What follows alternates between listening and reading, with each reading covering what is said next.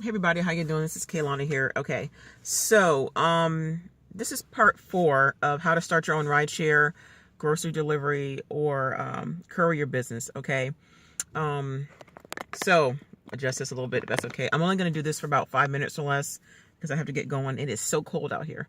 But anyway, now part 4 is knowing your audience, and do you have a target or specific audience when you're starting your services or your business? And so when it comes to rideshare, you might just have a generalized audience. It just could be anybody. And of course, with like Uber and Lyft and some of the other rideshare companies, they don't really have a specific type of audience. Of course, you got to be 18 or older to get a ride or whatever, but it's just pretty much for everybody. Anybody who needs a ride, you can offer your services to them, and things like that. And so that's kind of how they run. Now, I do know CJ and Go specifically targeted women, where only women rideshare drivers could pick up women because that's what they prefer.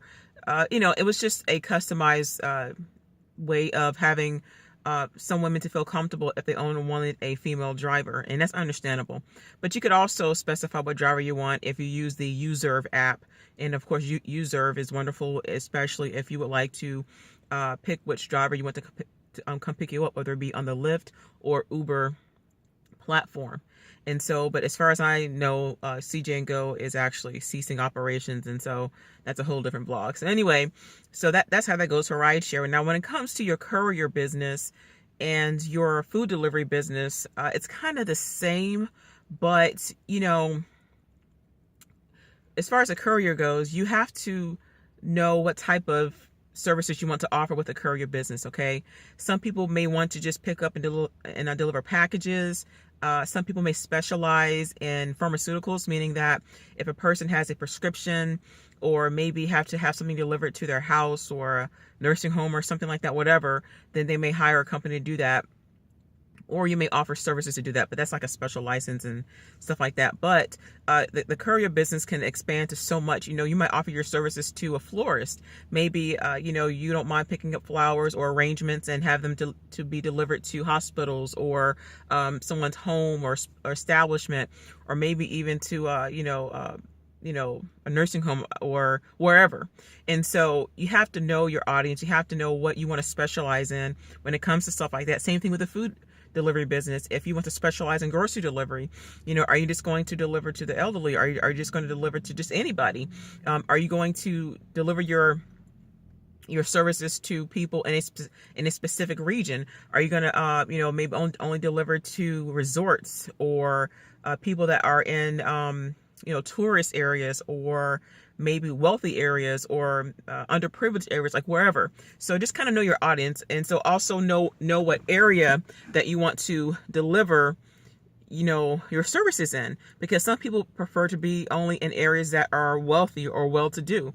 And so that's something that you have to think about. That's something that you have to know that you're going to be successful at. And the only way that you can know that is if you try it out, and that's by trial and error. Okay. And also, as I said in my previous video, to know your audience, know who your audience is, and also know your competitors. You have to know who your competitors are, because you kind of have to see how they work and what they specialize in. I know that there are some grocery delivery companies in this state, and they do very well, but they have a specific audience, a specific area that they target. So you might try to copy and do the same thing, but it may not work as good for you, because people are either used to what they do, and people can tell if your services and if your company and what you do is genuine. Like, that's like human nature. That's like with anything in life.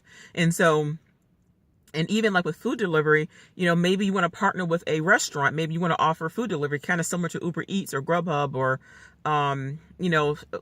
companies like that. And so there is software that is free. I have researched it. I've seen how it works. And trust me, you guys, I am demoing some of these software programs. And so I will show you guys some of the programs later in a different video. But, you might have to set up menus online, or maybe help these restaurants set up menus online to where they can be just exclusive to using you for their services or whatever. So it depends. Or maybe you want to allow them to use your services to deliver the food along in conjunction to other delivery services, because there's a lot of restaurants that don't just use just one food delivery service. Like, there's some that use Grubhub, Uber Eats, Postmates, And there's so many of the other ones, and so they use all at once just to be able to drive business to their restaurant or to their establishment, and that makes sense, and that's okay. And so you have to think about those things. And then there's licensing and stuff like that, but that it's kind of like hit or miss. And then of course you're going to need the software, you're going to need the tools to set that up. You may have to provide them an iPad or a tablet or something, or maybe just a software on the computer, but that's very feasible. And so I'll show you guys how to do that later down the road when I have time. And so once again, guys, know who your audience is and stuff like that. Study the market, study your demographics. Are you going to stay in your state? Are you going to stay in your zone or in your county? Are you going to go outside of your state, and will you specialize in service only in specific areas or to specific people? Now, I'm not saying be prejudiced or anything. What I'm saying is will you only service a certain type of area? And will you provide specific services to your customers? And you may only want to specialize in just delivering, I don't know, for instance, an example, maybe car parts. Then that means you have to contact some of the parts stores like AutoZone or Advance, or I think it's O'Reilly's is one of them.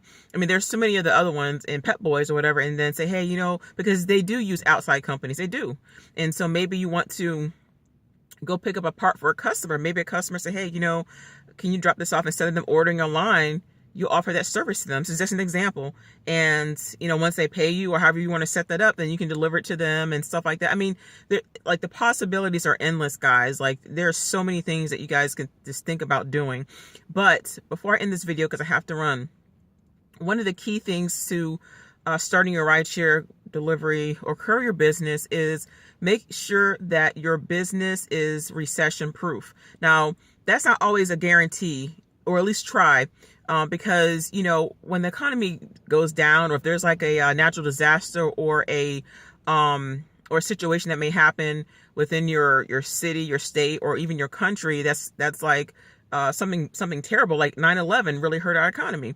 And so if something happens to where it could affect your business, make sure you have money set aside, depending on if you have employees or not, and encourage them to save their money, and make sure that you have a business that's maybe a necessity, not necessarily something that people want.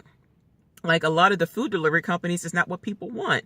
It's it's not that things that people really need, but it's what people want. So it's not a necessity for a person to order a pizza or to order chicken or whatever, but it is a necessity for people to order groceries, because some people are disabled, they have special needs, some people don't have transportation, and so they have to order groceries. You see what I'm saying? Make sure the audience that you choose is an audience that is going to not only benefit them, but it's also going to benefit you, and it's going to help you in the long run, and it's going to also bring you a great amount of income, because it's a service, and you also know that it is a tool for people to use in order to help themselves, And so with that being said, I'm going to run, guys. So just study your audience, like I said, you guys, and just know who you want to cater to, what services you want to offer to them, and how broad or how inclusive that you want to use your services within that your particular area, because your services may not be as great as somebody else's, or somebody else's services may not be as great as yours. And so it's good to study competitors, but don't try to compare yourself too much, because then if you do that, then you're going to kind of lose sight of what you're supposed to be doing, And so I don't want you guys to fail in that area. And so sometimes people fail because they're too busy trying to be like somebody else instead of trying to focus on the goal, which is the bottom line. And so with that being said, guys, if you have any comments or questions, please feel free to shoot them below within reason. And so I will, inspect those comments and stuff like that. So hopefully this helps you guys. And then I will start on to part 5 very soon. God bless y'all.